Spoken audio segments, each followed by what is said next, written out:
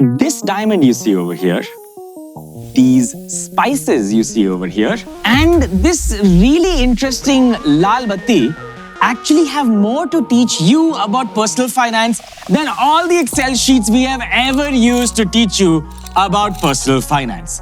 In this video, I have this map that will tell you how your relationship with money changes based on where you live. This relationship and these three objects will determine your financial future. And the story actually begins in the 1960s. A group of farmers of the Kathiawar region of Gujarat moved to Surat. Now, they had no formal education, and back then, the global diamond trade was actually dominated by the Jews in Belgium. And these people wanted to compete in that market. Now, obviously, people with no formal education competing with Jews of Belgium, of course, they would not have won, right? Enter the new thing that they introduced, the Angadia system. The Angadia system had a very interesting way of keeping check. Basically, money and diamonds had to be transported from one place to another, and this was a logistical nightmare. And how do you make sure people with crores of rupees will not just take the money and run away? Even today, this system works, and it's based on social collateral. The same thing we see in microfinance, by the way, which means there are a group of people, everyone is told कि ये इनको दिया जा रहा है, and because they care about their respect, if they falter or run away with the money, their family's reputation will be at stake and they will be abandoned by their clan. This is held in much higher view than just mere money. And because of this cultural nuance, this cultural interestingness, the system of the world on diamonds actually runs on it. Trust. But why am I telling you this? Well, this is actually connected to your personal finance that you can use absolutely today. But first, I've got to tell you about 2011. There were two economists who titled a paper called Depression Babies on the Quarterly Journal of Economics. They analyzed 50 years of consumer finance data. A lot of us think money is about Excel sheets, but it's actually about behavior. They found out that if you grew up during a time where inflation was high and stocks were booming, you would believe that stocks are awesome. Take a look at this chart. I'll read it with you. Start from the top, okay? We have 1982, look very carefully, 10.5% interest rate. Then go down a little bit in 1991 and 1993, 1999, you will see 13.5%. Let me say this again. Fixed deposit rates giving 13.5%.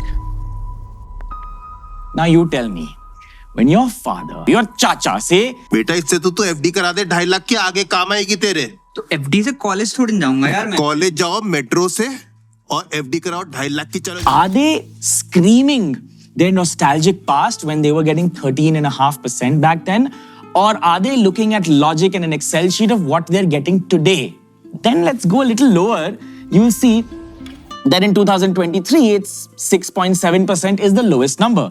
So the people growing up during this time will have a different perspective on money and fixed deposits. So the next time someone tells you this asset class is best, that asset class is best, you should not believe them blindly. Take out the last 5-year, 10-year data, see what each is doing, and based on that, decide what to do. So your asset class of choice is highly dependent on when you were born and what was happening around you, which means it's not in your control. But does this apply to careers? When you pick a career, has it anything to do with your environment, or do you think it's your personal choice of what you choose? Actually, the answer is found in Kashmir. Kashmiris are highly obsessed with education.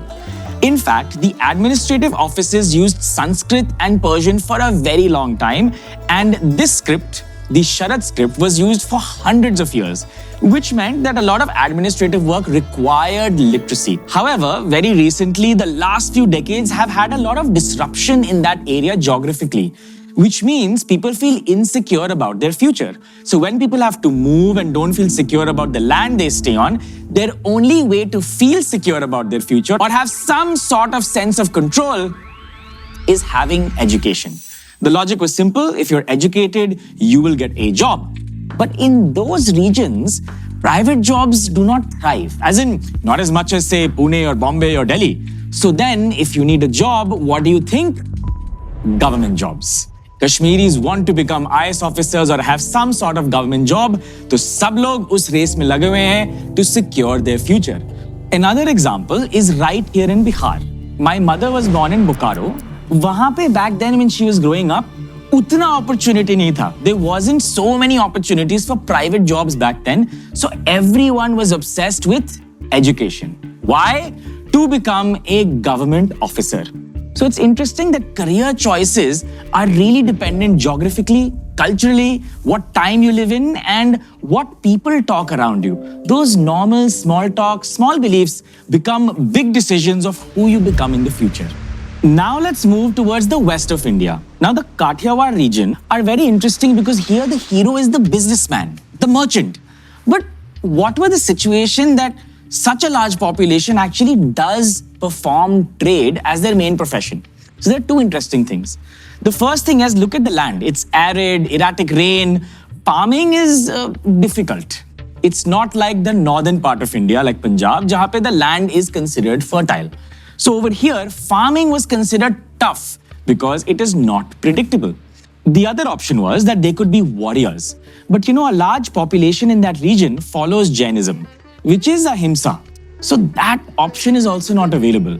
So bacha kya? Being a merchant or a businessman.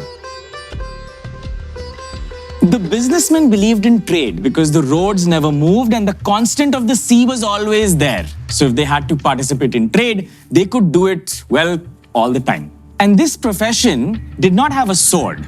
It had something better, the credit note. Which means a merchant in Surat or a banker of those days in Surat could issue a credit note, which is basically a piece of paper, and someone in, say, Agra or another part of the country would honor it with actual cash. And because of all of this history, you'll see most people in that region prefer or like or are interested in trade or business. Even the Lok Niti report over here says that if your father is a doctor or from the medical profession or a businessman, it's likely that the daughter or son will also like to be in that profession. For example, my mother has been an educator her entire life, and in my mind, CEO, founder, educator, बहुत बढ़िया. But this is my cultural bias because I grew up believing my mother's my hero, principal of all these schools, मैं भी educator बनूंगा. Okay, so hold up.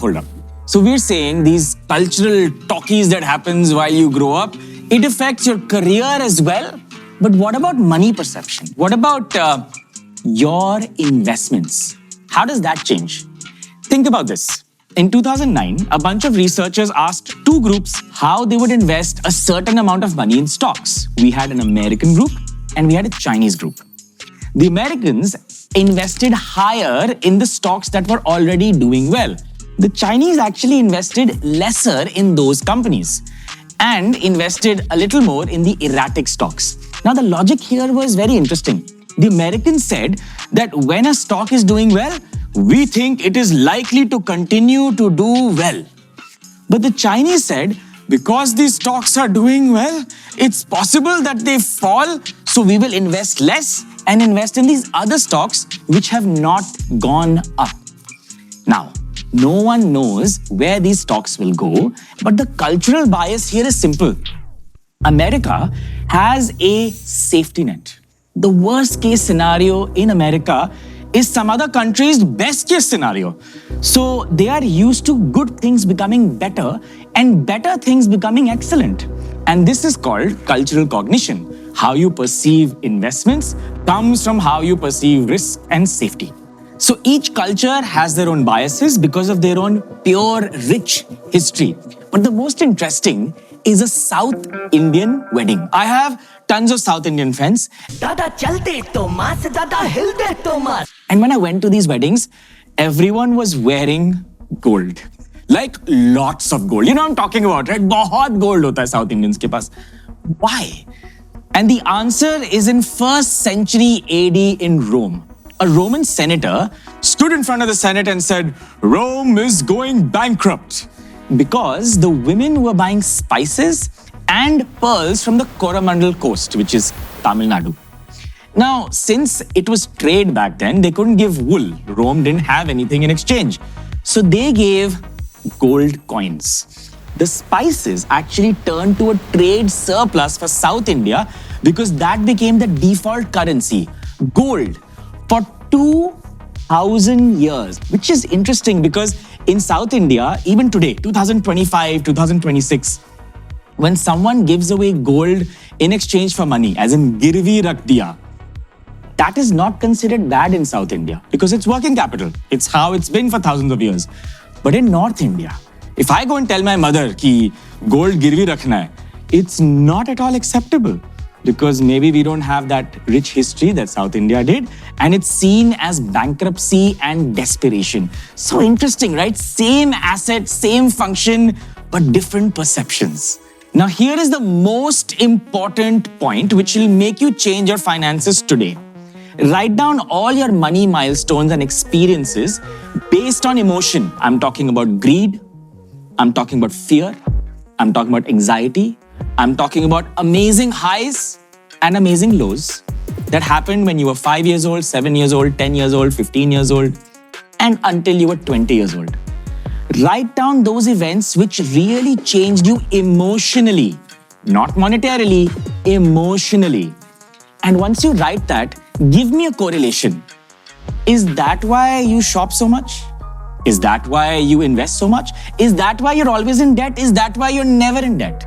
We don't have the courage to write down all the bad and good things that happened because we're scared about what happened in the past. Please do it. Once you understand those biases, it makes you smarter, stronger, and just more confident. See you in the comment section. I'd love to hear your stories.